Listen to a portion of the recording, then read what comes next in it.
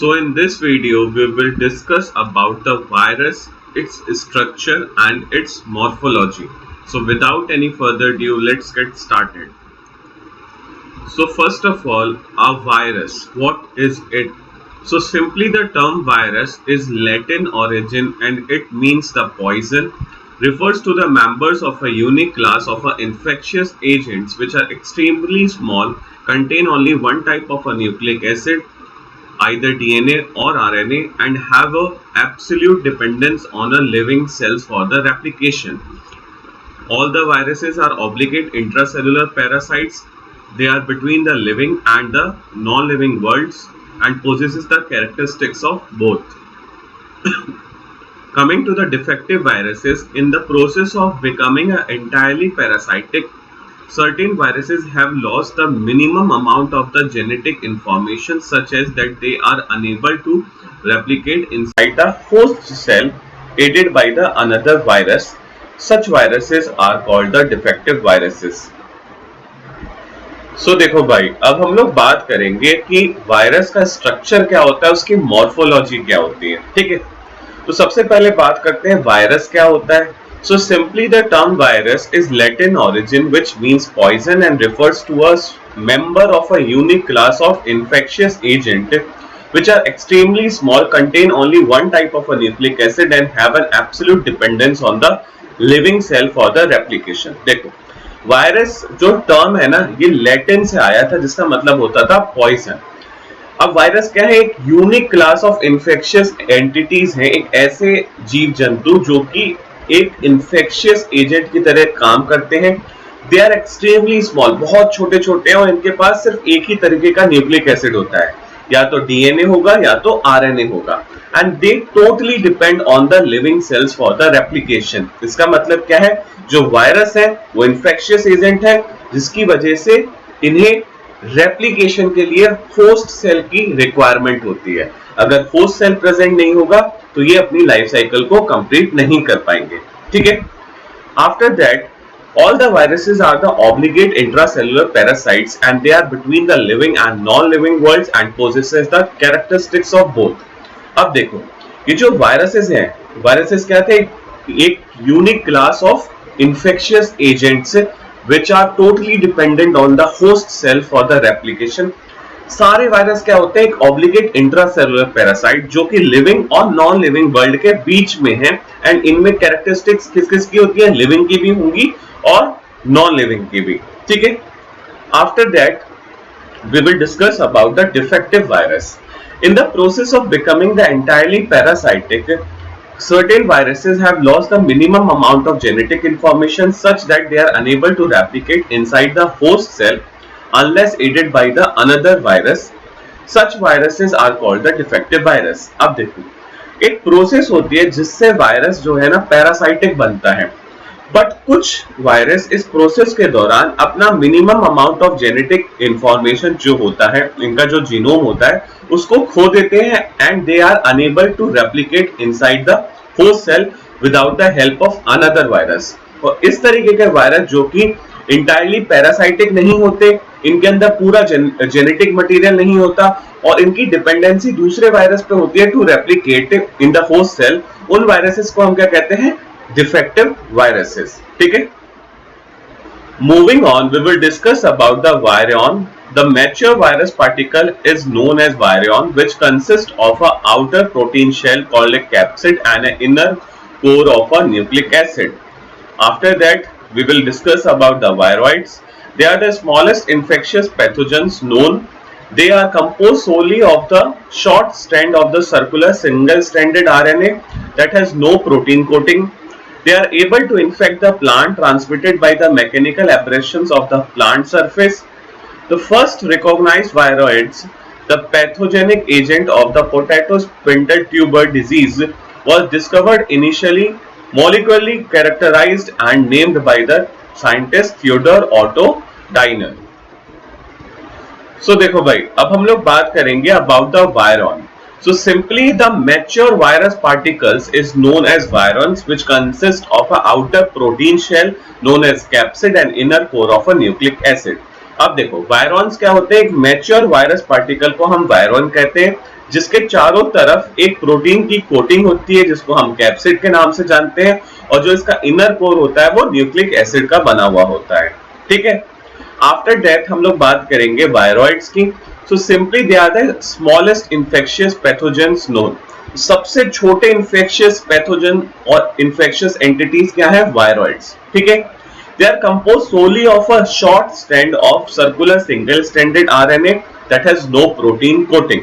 अब ये जो वायरॉइड्स होते हैं ना, ये छोटे होते हैं और जो इनका जीनोम होता है, जेनेटिक मटेरियल होता है, वो सर्कुलर सिंगल स्ट्रैंडेड आरएनए होता है जिसके चारों तरफ कोई भी प्रोटीन कोटिंग प्रेजेंट नहीं होती।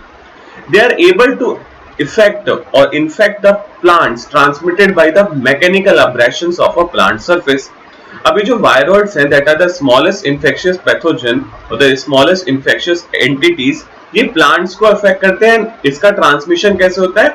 Bye the mechanical abrasion of the infected plant surface. ठीक है, तो first recognized viroid, the pathogenic agent of the potato spindle tuber disease, was discovered initially molecularly characterized and named by Theodor Otto Diner. अब सबसे पहला जो recognised viroid था वो क्या था? It was the pathogenic agent for the potato spindle tuber disease. और इसकी डिस्कवरी, इसकी मॉलिक्यूलर कैरेक्टराइजेशन किसने करी थी? एक साइंटिस्ट थे जिनका नाम था थियोडर ऑटो डाइनर। ठीक है, moving on, we will discuss about the bacteriophages. So simply they are the viruses that infect the bacteria. Coming to the next, the prions are the proteinaceous infectious particles which are devoid of the demonstrable nucleic acid.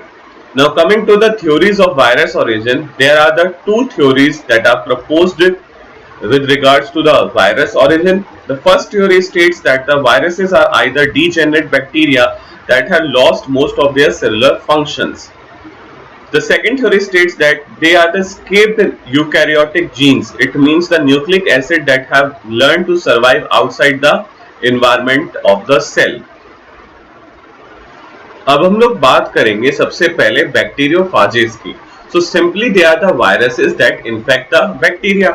बैक्टीरियोफाजेस एक ऐसे virus हैं जो कि bacteria को infect करते हैं। ठीक है, after that we will discuss about the prions. So simply the prions are the proteinaceous infectious particles which are devoid of demonstrable nucleic acid. prions क्या होते हैं? एक proteinaceous infectious entity है जिनके अंदर demonstrable amount में nucleic acid present नहीं होता। ठीक है, after that we will discuss about the theories of virus origin, and there are two theories proposed with respect to the virus origin. कि भाई वायरस का ओरिजिन कैसे हुआ, इसके लिए दो थ्योरीज बताई गई। And the first theory is that the viruses are either degenerate bacteria that have lost most of their cellular function.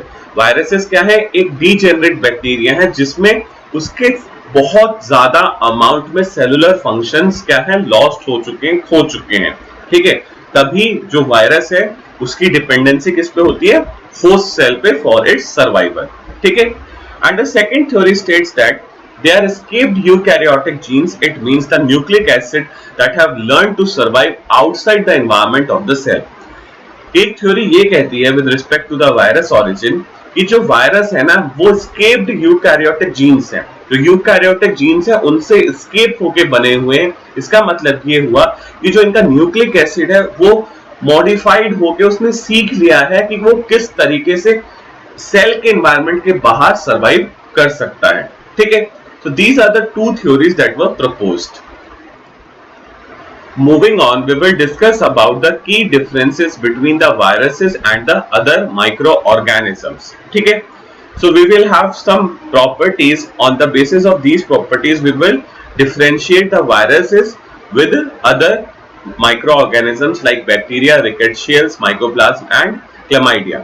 तो सबसे पहले प्रॉपर्टी है that the size is greater than the 300 nanometre in diameter. अब bacteria, rickettsials और mycoplasma और chlamydia की बात करो तो इनका साइज 300 नैनोमीटर से ज्यादा होता है, लेकिन जो वायरस का साइज है वो 300 नैनोमीटर डायमीटर से छोटा होता है। ठीक है, second property is growth on non living media. अब जो हमारे बैक्टीरिया हैं वो नॉन लिविंग मीडिया में ग्रो कर जाते हैं। ठीक है, रिकर्शियल्स ग्रो नहीं करते हैं, उनको लिविंग मीडिया की रिक्वायरमेंट होती है। माइकोप्लाज्म जो होते हैं वो ग्रो कर जाते हैं नॉन लिविंग मीडिया में, and chlamydia and viruses also don't grow on the non living media. ठीक है, अब बात करते हैं बाइनरी फिजन्स की। सो जो बैक्टीरिया है, रिकर्शियल्स है, माइकोप्लाज्म है, क्लैमाइडिया है, ये सभी क्या है, बाइनरी फिजन से डिवाइड करते हैं, लेकिन वायरस बाइनरी फिजन से डिवाइड नहीं करता। ठीक है, अब प्रॉपर्टी आती है DNA and RNA nucleic acid की। तो जो बैक्टीरिया है, रिकर्शियल्स है, माइकोप्लाज्म है और क्लैमाइडिया है, इसके पास एक डेमोस्ट्रेबल और वेल डिफाइंड न्यूक्लिक एसिड जैसे कि आरएनए और डीएनए प्रेजेंट होते हैं, लेकिन वायरस के केस में ऐसा नहीं है। ठीक है, after that the infectious nucleic acid, अब किसी के पास भी इन्फेक्शियस न्यूक्लिक एसिड प्रेजेंट नहीं होता। ठीक है, whether it is bacteria, rickettsial, mycoplasm, chlamydia and virus. ठीक है, after that the next property is functional ribosomes. So सिर्फ बैक्टीरिया, रिकर्शियस, माइकोप्लाज्म, क्लैमाइडिया के पास ही फंक्शनल राइबोसोम है, लेकिन वायरस के पास कोई भी फंक्शनल राइबोसोम नहीं होता। Coming to the metabolism, bacteria, rickettsials, mycoplasm, chlamydia, ये सब खुद से अपने आप को मेटाबोलाइज करते हैं अपने फूड को। ठीक है, लेकिन वायरस जो होता है वो टोटली डिपेंड होता है होस्ट सेल मैकेनिज्म पे, इसलिए इसके पास कोई भी मेटाबॉलिज्म प्रॉपर्टी नहीं होती। ठीक है, after that the sensitivity to the antibiotics, so bacteria, rickettsials, mycoplasma, chlamydia, they all are sensitive to the antibiotics, but virus के केस में ऐसी sensitivity हमें देखने के लिए नहीं मिलती। So these are the key differences that will help you to differentiate the virus from the other microorganisms. ठीक है, so these are the general properties that will help you to differentiate the virus with the other microorganism, but it may have some exceptions which you may encounter. Moving on, we will discuss about the viral morphology and the structure. First of all, we will discuss about the physical structure. Under this, we will study about the morphology. So simply the size of the virus ranges from the 17 nanometer, which is the smallest virus, and it is serpovirus, to the 300 nanometer, and it is pox virus, one of the largest virus in the size. The pox viruses are large enough to be resolved by the light microscopes and are comparable in size to the smaller bacteria. After that, the structural investigations of the virion stated as the size and the morphology of the viruses is studied by the capacity to pass through the filters of the known porosity. So देखो भाई, अब हम लोग बात करेंगे about the viral morphology and उसके structure के बारे में। सबसे पहले हम फिजिकल स्ट्रक्चर की बात करें तो उसमें हम लोग बात करेंगे about the morphology. So simply the size of the virus ranges from the 17 nanometre to 300 nanometer, that is pox virus, and the pox viruses are the large enough to be resolved by the light microscopes and are comparable in size to the smaller bacteria. देखो, अब जो size की अगर मैं बात करूं virus की, जो इसका जो साइज होता है ना वो वेरी करता है 17 नैनोमीटर से 300 नैनोमीटर तक। इसका मतलब जो सबसे छोटा वायरस होगा उसका साइज 17 नैनोमीटर होगा, वो कौन सा वायरस है, सर्को वायरस। और जो सबसे बड़ा वायरस है जिसका साइज 300 नैनोमीटर है वो है हमारा pox virus.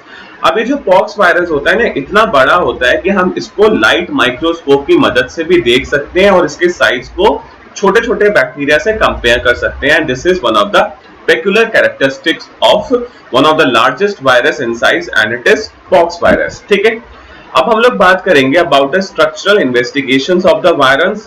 So simply the size and the morphologies of the virus is studied by some following characteristics, and the first characteristic is the porosity. It means that their capacity to pass through the filters. अब देखो, अब हम लोग बात करेंगे mature virus particles के structural और organisation के बारे में। और मैच्योर वायरस पार्टिकल क्या होता है, वायरॉन्स। ठीक है, तो हमें साइज और मॉर्फोलॉजी अगर वायरसेस की पढ़नी है तो we will have certain characteristics और जिसके अंदर हम लोग उनकी स्ट्रक्चरल और मॉर्फोलॉजिकल ऑर्गेनाइजेशन को जानेंगे। तो सिंपली फर्स्ट कैरेक्टरिस्टिक ये स्टेट करती है कि जो वायरसेस हैं वो फिल्टर से पास होते हैं या नहीं होते हैं, और उस प्रॉपर्टी को हम पोरोसिटी के नाम से जानते हैं, and this is the first characteristic. ठीक है,